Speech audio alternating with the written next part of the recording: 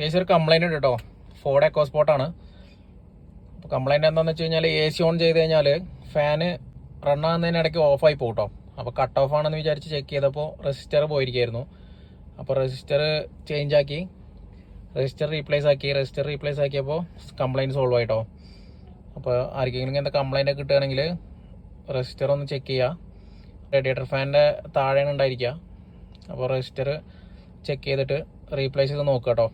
അപ്പോൾ ഞാൻ പഴയ രജിസ്റ്ററും പുതിയ രജിസ്റ്ററും ഒന്ന് കാണിച്ചു തരാം. അപ്പോൾ ഇതാണ് കേട്ടോ പഴയ രജിസ്റ്റർ. അപ്പോൾ രജിസ്റ്റർ ഞങ്ങൾ മാറ്റിയപ്പോൾ വണ്ടി ഓക്കെ ആയിട്ടുണ്ട്, കംപ്ലൈൻ്റ് എല്ലാം സോൾവ് ആയി. അപ്പോൾ പുതിയ രജിസ്റ്റർ ഫിറ്റ് ചെയ്യാണ് കേട്ടോ. രജിസ്റ്റർ ഫിറ്റ് ചെയ്തിട്ട് ചെക്ക് ചെയ്ത് നോക്കാം.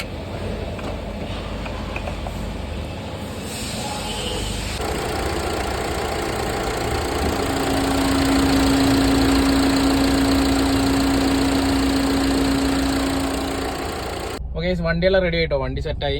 ഇപ്പോൾ AC കൂളിങ്ങും കാര്യങ്ങളെല്ലാം കറക്റ്റായിട്ട് വരുന്നുണ്ട്. റെസിസ്റ്ററിൻ്റെ കംപ്ലൈൻറ്റ് ആയിരുന്നു കേട്ടോ. അപ്പോൾ ഫോർഡ് എക്കോസ്പോർട്ടൊക്കെ കംപ്ലൈൻറ്റ് ഇട്ട് കഴിഞ്ഞാൽ റെസിസ്റ്റർ റീപ്ലേസ് ചെയ്ത് നോക്കാം കേട്ടോ. Thank you.